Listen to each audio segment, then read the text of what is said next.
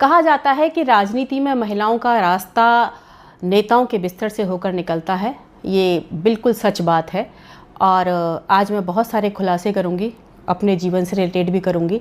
और अभी जो मधु किश्वर हैं वो आरोप लगा रही हैं, मोदी नामा जिन्होंने लिखी है, उनकी बायोग्राफी लिखी है। जो जिसकी बायोग्राफी लिखता है तो उसकी पर्सनल लाइफ के बारे में, उसके अंदर तक बहुत सारी चीज़ों के बारे में उसको पता होता है।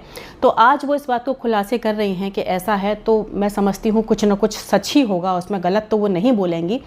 और उनके साहस को भी प्रणाम करती हूँ कि इतना बड़ा साहस उन्होंने किया, पर पता नहीं वो इतनी लेट क्यों बता रही हैं, कोई मजबूरी रही होगी उनकी। मैं 2009-10 में जब अपने स्कूल और कॉलेज चलाया करती थी, तो जब कभी सिटी में कोई प्रोग्राम होता था, कोई आया है, तो मुझे वक्ता के तौर पर लेक्चर देने के लिए बुलाया जाता था।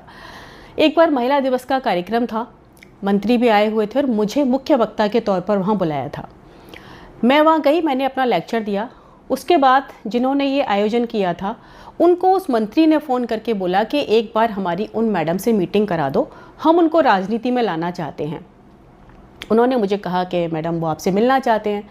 मैंने कहा मेरी राजनीति में कोई दिलचस्पी नहीं है। तो उन्होंने कहा कि अच्छे लोग नहीं आएंगे तो कैसे बात बनेगी। मैं गई, बात की और उन्होंने मुझे राजनीति में एंट्री कराई और एक अच्छा पद दिया। मैं 1 साल ही टिक पाई वहाँ पर, क्योंकि जो अंदर के हालात थे, जो अंदर औरतों की स्थिति थी, वो देखकर मेरा मन पूरी तरीके से ख़राब हो गया। और ये सच बात है कि 90% महिलाएं जो है इसी रास्ते से होकर वहाँ पहुँचती हैं। 10% महिलाएं सिर्फ वो हैं जो कि या तो बहुत पॉलिटिकल बैकग्राउंड से आई हुई होती हैं मजबूत, या फिर जनता का उनके पास इतना बड़ा समर्थन होता है तब वो वहाँ पहुँचती हैं। 1 साल में मैंने देखा, मैं नीचे से लेकर ऊपर तक हर नेता से मिली, लेकिन सबका एक ही चीज़, give and take, give and take. आपके पास क्या है देने के लिए? काबिलियत नहीं चाहिए किसी को आपकी भाई। महिला पार्टी ऑफिस में एक बार 2 महिलाएं बात कर रही हैं, दोनों पार्षद हैं। एक को टिकट दे दिया, दूसरे को नहीं दिया। जिसको नहीं दिया वो कह रही है कि और क्या करूं, सब तो कपड़े खोल दिए, सब तो दे दिया, फिर भी टिकट नहीं दी। ये सुनकर मैं सन्न रह गई। हमने कहा कि आप इस बलबूते पर राजनीति में आएंगी? तो उन्होंने मुझे कहा कि तुम क्या सोचती हो, तुम अपनी काबिलियत के दम पे ऊपर पहुंचोगी? और उनकी बात सच साबित निकली। मैं जहाँ कहीं भी जाऊँ मुझसे सिर्फ एक ही डिमांड हो। हमने कहा ये तो मेरे बस की बात कभी नहीं है भाई, ऐसी राजनीति को प्रणाम करती हूँ भाई, रखो अपने पास। और मैंने 1 साल के बाद वो राजनीति छोड़ दी। लेकिन 1 साल में मैंने बहुत कुछ अंदर गंदगी देखी, और ये हर पार्टी का हाल है, कोई पार्टी दूध की धुली नहीं है। लेकिन ये सच बात है कि जो धर्म ध्वजा का इतना बड़ा काम कर रही है ना, जितनी धर्माधिकारी उतनी बड़ी व्यभिचारी। उनका सिर्फ एक चेहरा है, अंदर बहुत गंदगी है सबके। मेरा कॉलेज का काम था, और कॉलेज का काम यहाँ जो गवर्नर थे उस समय पे, अब वो नहीं है, कल्याण सिंह, उनसे मैं मिली उस कॉलेज के काम के लिए। उन्होंने तो सीधा मुझसे एकदम से, जैसे कहते हैं कि ना ये दो और ये लो। हमने कहा ये क्या तरीका है भाई? और उन्होंने मेरा काम नहीं किया। जब मैंने मना कर दिया कि मैं ये तो नहीं कर पाऊंगी कैसे भी, तो उन्होंने मेरे कॉलेज में 10 कमियां निकाल दी। अब मुझे पता था कि ये नहीं चलने देंगे। आखिरकार मैंने वो कॉलेज बंद कर दिया।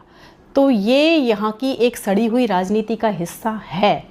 लेकिन मैं फिर भी उन महिलाओं से ये कहूँगी कि भाई आप इतनी महत्वाकांक्षी कैसे हो सकती हो कि आपके पास जो अपनी सबसे अनमोल चीज़ होती है आप उसी को दांव पर लगा देती हो। यहाँ सारे पुरुष ही गलत नहीं है कि भाई सारे जो है सारा दोष जो है आदमियों का है, औरतें तो बहुत अच्छी धुली हुई हैं, ऐसा भी नहीं है। क्योंकि औरतें ऐसी हैं तभी वो ऐसा हो रहा है, वो करती हैं ऐसा, कंप्रोमाइज़ करती हैं तभी तो आपको कंप्रोमाइज़ करने की क्या ज़रूरत है? हो रहा है तो ठीक है, नहीं बैठो अपने घर पर। लेकिन ये सच है, 90% के साथ महिलाओं के साथ यही हो रहा है। अभी और खुलासे होंगे इस चीज़ पर, तो आगे चीज़ें आएंगी। मैं लेकिन 4 चीज़ें मैं अपनी सारी बहनों से कहूँगी कि तू रजिया बन, तू दुर्गा बन, तू कभी न बिन कपड़ों वाली बन। तेरे बदन पे मरते लोग, तू उस बदन की रखवाली बन। तू हर घर की इज्जत और आन है, तू नहीं अय्याश मर्दों की शान है। तू पैसे पर मत नाच, तू पैसा बरसाने वाली देवी बन। नाचना बुरी बात नहीं है, वो भी एक कला है, पर तू अय्याश मर्दों को, जल्लादों को नचाने वाली बन।